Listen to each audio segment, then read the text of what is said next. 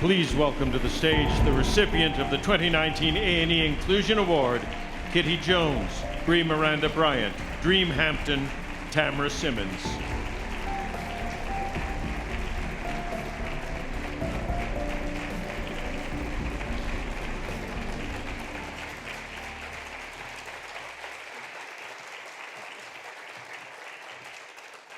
Thank you, Banff World Media Festival, for this amazing honor.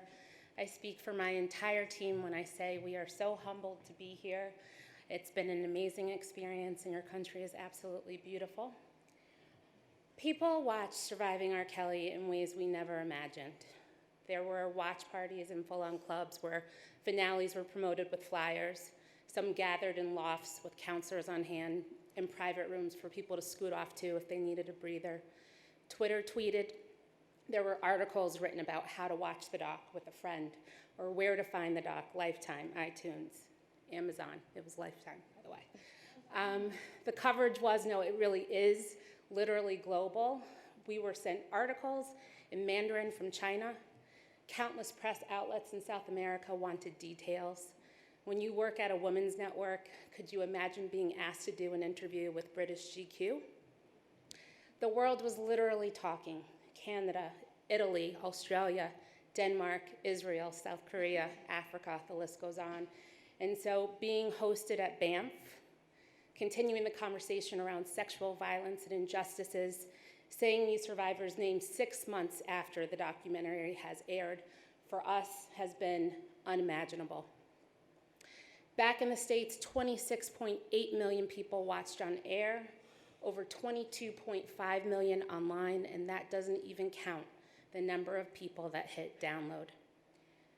For a year and a half, these powerful yet haunting stories were on repeat inside of our heads.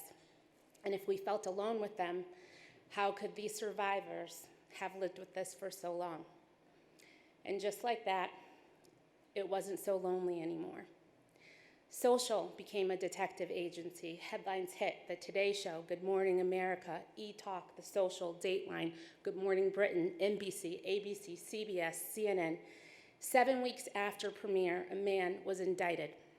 1 week after that, Gayle King got the exclusive. 2.5 months after the premiere, SNL created a 7.5-minute cold open. And 6 months later, we are standing on a stage at the Banff World Media Festival.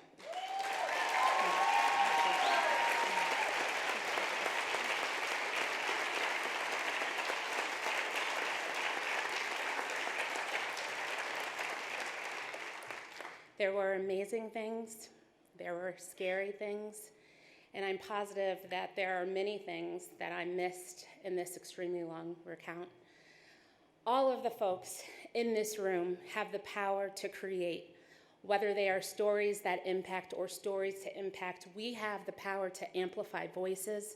We have the power to provide platforms for those who would otherwise be voiceless. Let's continue to be brave with our choices because those choices matter. Those choices can change lives. So thank you to Banff World Media Festival for providing a platform that continues to amplify the stories of these survivors.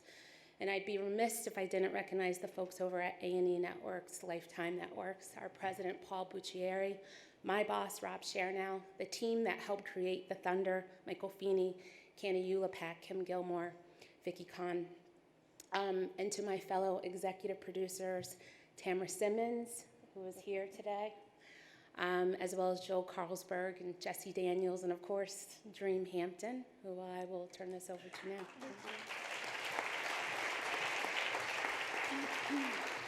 Thank you, Brie, and thank you for inviting me on to Surviving R. Kelly. Serving as your showrunner and fellow executive producer has been the highlight of my career. I've talked about R. Kelly's predation as a decades-long open secret, one that I, as a former music journalist, felt obliged to finally and fully address.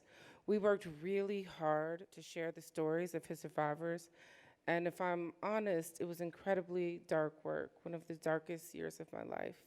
I had no expectations for the series, but after the first night's broadcast, I knew the series had the potential to make real impact. we couldn't have made that impact without support of the people in this room. And in particular, I'm talking about arts critics and media. I made my way through NYU Film School in the early 90s as a music and cultural critic. And I know how important what you do is. And I'm sure I'm talking to the people in the back.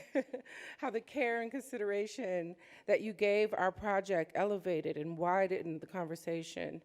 I know that this is an area that's being defunded at newspapers, and there are barely any magazines still around. So I just want to thank you. Thank you so much.